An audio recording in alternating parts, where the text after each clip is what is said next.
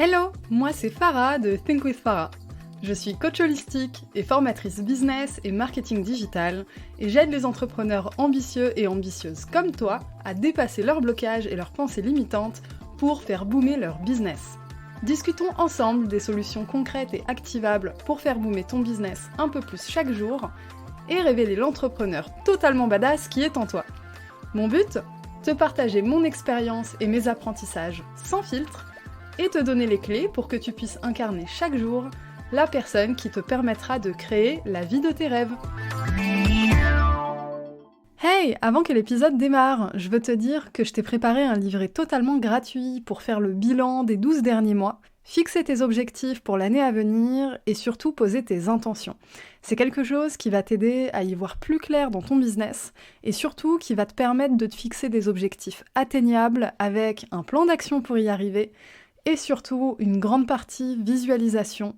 C'est la clé pour travailler avec la loi de l'attraction. Même si tu le sais, il n'y a pas de loi de l'attraction sans passage à l'action.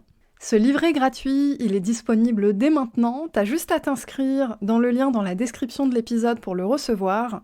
Sinon, il est dans ma bio Instagram @thinkwithfarah. Et sinon, tu peux aller directement dans ta barre URL et taper coach.thinkwithfarah.com/pause-t-intention. coach.thinkwithfarah.com/pose tes intentions avec un tiret entre chaque mot. Sur ce, bonne écoute! Bienvenue dans un nouvel épisode de ton podcast Think with Farah. Aujourd'hui, on va aborder le sujet de la visualisation créatrice, mais surtout de comment la pratiquer sans oublier de vivre dans le présent. C'est un sujet crucial parce que sur ce podcast, on aborde plein de sujets business, des choses très concrètes. On travaille aussi sur, bien sûr, les pensées limitantes. Je suis coach holistique spécialisée là-dedans. Et on travaille aussi avec la visualisation, la loi de l'attraction. Il y a toute une dimension spirituelle de l'entrepreneuriat qui est abordée aussi. Néanmoins, c'est une question d'équilibre. Si tu m'écoutes depuis un moment, tu le sais. Il n'y a pas de loi de l'attraction sans passage à l'action. Ça veut dire qu'il n'y a pas de dimension spirituelle sans dimension pratique, sans dimension exécutive. Et l'objectif de l'épisode d'aujourd'hui, c'est te donner des clés pour mieux t'approprier cette notion de visualisation créatrice en l'occurrence, sans pour autant oublier de vivre dans le présent. Parce que sinon, ça peut avoir des retombées néfastes sur ta santé mentale, sur ta perception de toi-même, du business. Ça peut créer une certaine culpabilité aussi parce que tu mets tellement d'énergie à visualiser et t'as pas ce que tu veux là, maintenant, tout de suite. Du coup, ça peut te faire baisser les bras, etc. Alors, dit comme ça fait un peu scénario catastrophe. Mais en réalité, on n'est pas si loin de ce qui peut se passer et je veux vraiment pas que ce soit pris à la légère parce que j'ai envie de continuer d'aborder des sujets comme la loi de l'attraction et je pense que pour que ce soit utilisé à bon escient, ça demande une compréhension un peu plus poussée, un peu plus profonde de ce que c'est vraiment et du coup, ça demande aussi de prendre certaines précautions. Donc, déjà, on va commencer par définir ce qu'est la visualisation créatrice, à quoi ça sert et en quoi c'est puissant. Ça se divise en deux mots, il y a visualisation d'un côté et créatrice de l'autre, et qu'on utilise la visualisation seule ou la visualisation créatrice, c'est pas exactement la même chose. Parlons déjà du principe de visualisation. C'est quelque chose pour moi qui est essentiel chez les entrepreneurs. C'est essentiel dans la vie tout court, mais particulièrement en tant qu'entrepreneur, tu as besoin de savoir où tu vas. Et ça va bien au-delà de juste des objectifs financiers. Quand je dis savoir où tu vas, c'est pas savoir juste où va ton business dans quelques mois, l'année prochaine, en gros combien tu veux faire, etc. C'est où tu veux aller dans la vie, qu'est-ce que tu as envie d'expérimenter, de faire vivre aux autres, quelle direction tu as envie de prendre. On est vraiment à un niveau très profond concernant ton identité, ton chemin de vie, ce que tu as envie de faire au quotidien. Évidemment, la dimension financière, mais on est d'accord que la dimension financière n'est pas le seul aspect de la visualisation. La visualisation, c'est te poser et te questionner sur ton pourquoi. pourquoi tu fais les choses, qu'est-ce qui fait que tu as ce business aujourd'hui, en quoi ce business s'insère dans ton chemin de vie aussi, c'est une vraie question. Du coup, on rentre déjà dans une introspection assez profonde qui permet de visualiser ensuite des objectifs. Mais des objectifs en lien avec ta volonté profonde, avec ton chemin de vie, avec vraiment ce qui te fait vibrer. Ton pourquoi, c'est ça. La visualisation, c'est imaginer avec des gros guillemets. Je trouve que c'est un terme un peu, pardon le terme, mais un peu bâtard, hein, parce que visualiser, c'est pas imaginer. Visualiser, c'est voir quelque chose qui existe déjà, mais qui est dans le futur. C'est une future version de ta propre vie. C'est un peu comme si tu visualisais, comme si tu voyais, toi dans une dimension parallèle qui est le futur. Mais le fait de visualiser, c'est que ça existe déjà. C'est juste dans une autre dimension. Et le but, c'est d'attirer ça dans ta dimension du présent. Je me rends compte que ma description était un peu perchée. J'espère que tu me suis. Reste jusqu'au bout de l'épisode, je t'assure, ça vaut le coup. Donc, je reprends. Visualisation, c'est abordé. La visualisation créatrice, du coup, j'ai commencé à l'introduire. C'est le principe de visualiser quelque chose de telle sorte à ce qu'on crée une réalité qui passe finalement dans notre présent et qui devient notre réalité incarnée, expérimentée. Mais le fait de le visualiser dans ton esprit, t'es déjà en train de le créer. Moi, je crois profondément qu'on ne peut pas imaginer quelque chose qu'on n'est pas capable de faire. Si t'arrives pas à imaginer certains trucs, ça te traverse même pas l'esprit, c'est que ça te fait pas vibrer, c'est que t'es pas capable d'aller le chercher. Ou c'est que c'est pas fait pour toi. C'est pas pour rien que toi tu vas visualiser X et moi je vais visualiser Y, et pareil pour ton voisin, ta voisine, tes potes, etc. On arrive à visualiser que ce qui est, d'une certaine manière, aligné avec nous.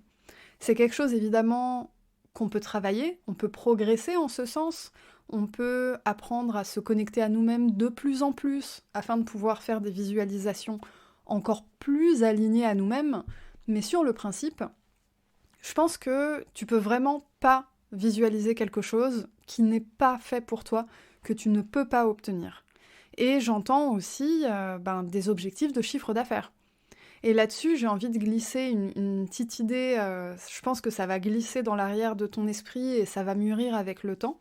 Les différentes versions de toi-même ne vont pas visualiser la même chose.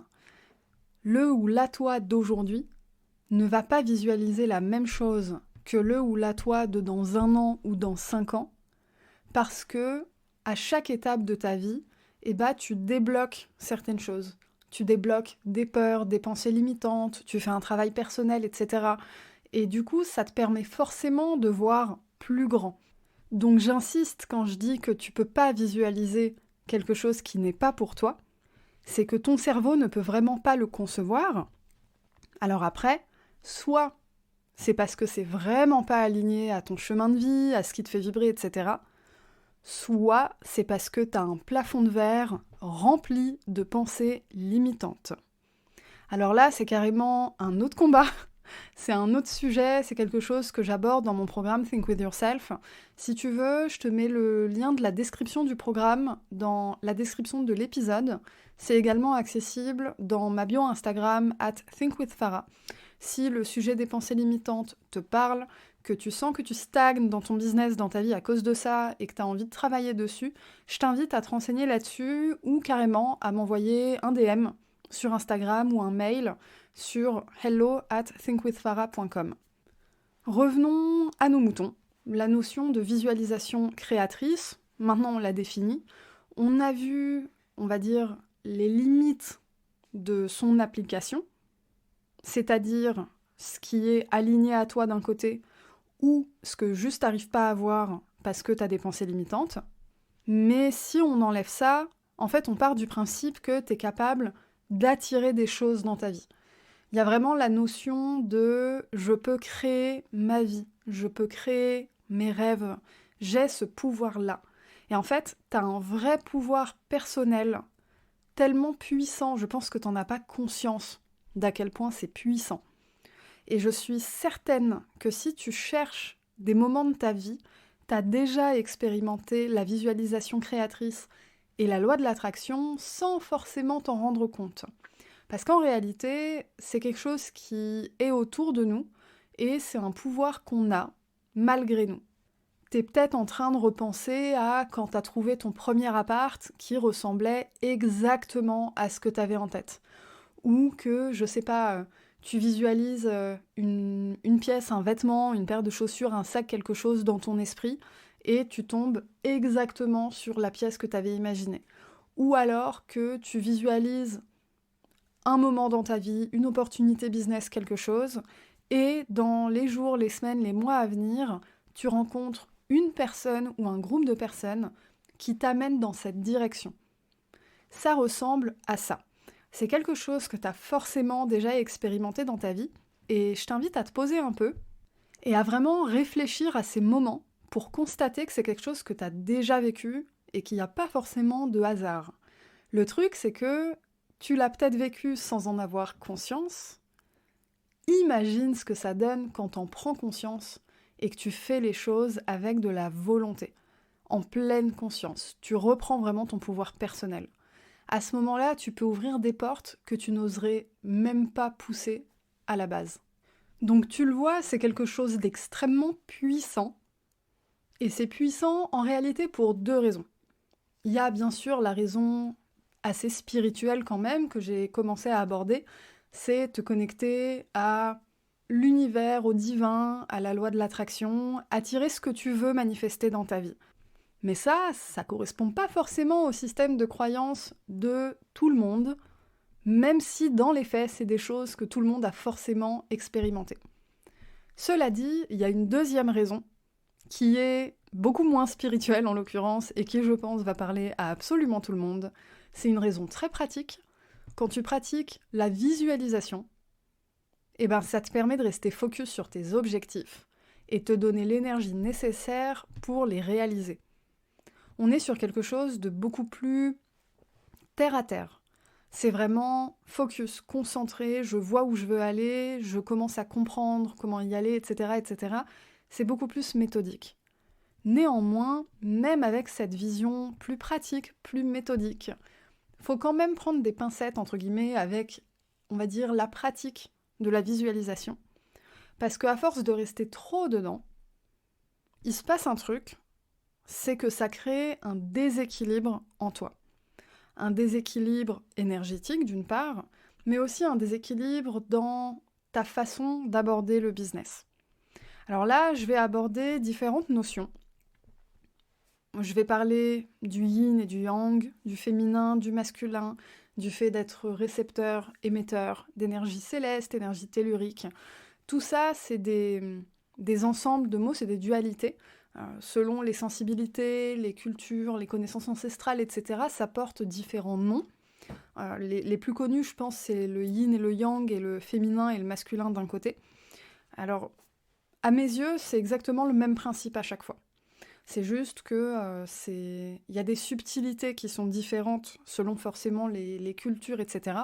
Pour simplifier, dans l'épisode, j'utiliserai à la fois la notion de yin et yang ou de féminin et masculin. Donc, je te parlais d'un déséquilibre au début, un déséquilibre énergétique. Tout ce que j'ai abordé avant, concernant la visualisation, c'est la partie yin de toi, la partie féminine. C'est ce qui fait que tu es dans la réception, on va dire. Tu es passif-passive. Alors, je veux quand même faire une petite parenthèse. Quand on parle de féminin et masculin, ça n'a rien à voir avec l'identité de genre. On a toutes et tous cette dualité en nous. Et à différents degrés, et ce peu importe notre identité de genre. À titre personnel, la notion de féminin-masculin, je suis un peu critique dessus parce que je trouve que ça porte certains préjugés que j'ai pas forcément envie d'aborder. La notion de yin et yang est peut-être un peu plus proche, mais en même temps, je n'ai pas connaissance d'assez de subtilité pour, on va dire, affirmer pleinement ça c'est yin, ça c'est yang, etc. Donc c'est vraiment pour simplifier que j'utilise ces termes. Pour revenir à la notion de visualisation, j'ai dit que c'était quelque chose de très yin, de très féminin. En fait, la visualisation, c'est quand tu sors du présent, tu sors de l'action. Tout ce qui est lié au passage à l'action, au moment présent, à l'ici et maintenant, l'ancrage, etc., on est sur une énergie yang, on est sur une énergie plutôt masculine, émettrice, liée à la terre, etc. C'est quelque chose vraiment de plus lourd. Donc forcément que la visualisation n'en fait pas partie. Les deux, par contre, peuvent aller de pair, comme le yin et le yang, comme le féminin et le masculin. La visualisation, c'est l'énergie féminine qui va te permettre de voir, de visualiser, d'imaginer, de rêver. La notion de rêve, elle est hyper importante et je comprends vraiment pas pourquoi, en tant qu'adulte, on n'est pas forcément à l'aise avec la notion de rêver. On part du principe que rêver, c'est quelque chose lié au conte de fées et qu'on peut pas accomplir ses rêves. Je suis pas d'accord. Je pense que c'est important de rêver, que ça fait partie de la visualisation. Et quand tu rêves, il se passe un truc magique, c'est que ça te fait vibrer. Tu rêves quelque chose qui parle à ton âme, à ton identité, à ton cœur, à qui tu es. Enfin, c'est vraiment très puissant. Et je pense que c'est important de s'autoriser à rêver. Mais vraiment, le mot rêver, s'autoriser à visualiser, évidemment, mais visualiser, c'est qu'il y a une notion d'objectif, de plan d'action derrière, etc. Rêver, c'est juste laisser ton esprit aller vers ce qui l'appelle. Et je pense qu'il y a un truc vraiment très puissant, surtout pour les entrepreneurs, se connecter à son féminin, du coup, à son yin, c'est laisser libre cours à ça. Le problème, c'est que quand tu laisses libre cours à ça en trop grande quantité, que ton féminin prend trop de place, que ton yin prend trop de place, ça laisse très très peu d'espace pour le passage à l'action. Et surtout, ça laisse peu d'espace pour l'ancrage, l'ici et maintenant. Je parle d'ancrage parce que cette dualité, on la retrouve aussi un peu dans les chakras. Alors je vais en parler rapidement, ça dépend d'à quel point tu es familier ou familière avec ça, mais on a 7 chakras, et pour vraiment simplifier, il y a les chakras du bas et les chakras du haut. Les chakras du bas sont ceux qui permettent principalement l'ancrage, le passage à l'action, et les chakras du haut sont beaucoup plus liés à l'émotionnel et la spiritualité. Pour vraiment simplifier, c'est ça. Donc même dans l'équilibre des chakras, on trouve cette dualité. Et forcément, l'ancrage, c'est la base, c'est le premier chakra, c'est ton chakra racine. Tu pars en cacahuète si tu n'es pas ancré. Si tu n'es pas ancré, t'es pas connecté à qui tu es, t'es pas connecté à ton corps, t'es pas connecté aux gens autour de toi, à tes obligations, tu n'es pas responsable, tu prends des risques totalement démesurés, etc. Le manque d'ancrage, c'est ça, et ça représente un vrai danger pour soi-même. Du coup, si tu as déjà commencé à pratiquer la visualisation, et ou la visualisation créatrice, ou alors que tu as juste envie d'essayer, envie de t'y mettre, je t'invite vraiment à travailler sur ton ancrage, être dans le moment présent, et ne pas oublier qu'il n'y a pas de loi de l'attraction sans passage à l'action, déjà d'un point de vue spirituel, et d'un point de vue même pratico-pratique, tu peux pas atteindre tes objectifs si tu passes pas à l'action de toute façon, peu importe que t'attires des trucs de ouf ou pas. Alors, si tu sens que t'es bien ancré, t'es capable de passer à l'action, t'es dans le moment présent, il n'y a pas de problème, et que t'as envie de step up un peu, de plonger la tête la première dans cet exercice de visualisation, je t'invite à écouter ou réécouter mon épisode 49. Alors, je l'ai sorti en décembre 2021. C'était pour préparer 2022 avec la loi de l'attraction. Évidemment, ça s'applique aussi à 2023. Donc, je t'invite à écouter mon épisode 49 ainsi que mon épisode 52. C'est ma méthode pour attirer ce que tu veux dans les 12 prochains mois. L'épisode 52, c'est une méthode vraiment pas à pas que je m'applique et qui m'a permise d'aller vraiment très très loin dans mon business, mais aussi sur des choses qui n'ont rien à voir avec le business. Par exemple, en fait, j'ai manifesté l'appartement dans lequel j'habite, que j'adore et qui représente vraiment ce que je veux dans un appartement aujourd'hui. Je l'ai trouvé en moins d'1 mois. Et je l'ai trouvé en pratiquant vraiment des exercices de visualisation avec du journaling, de la pleine conscience et je savais que j'allais le trouver au mois de mai. J'ai emménagé le 1er mai.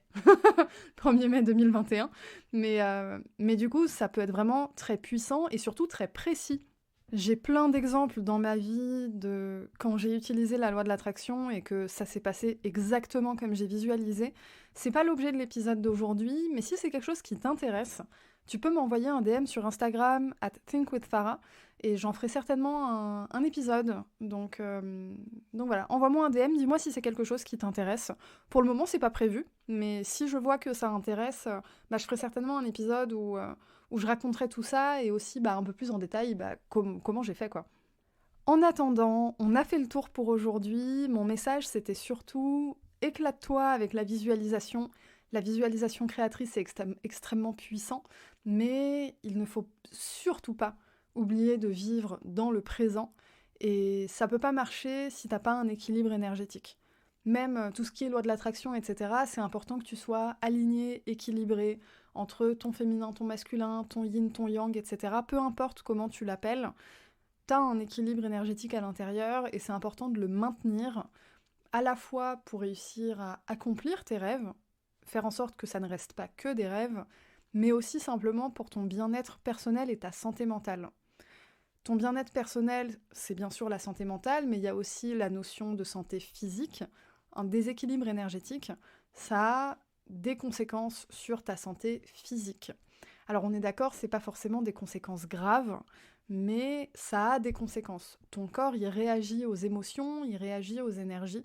C'est important de le préserver, de prendre soin de toi, et je pense que c'est un beau mot de la fin en cette période de fin d'année.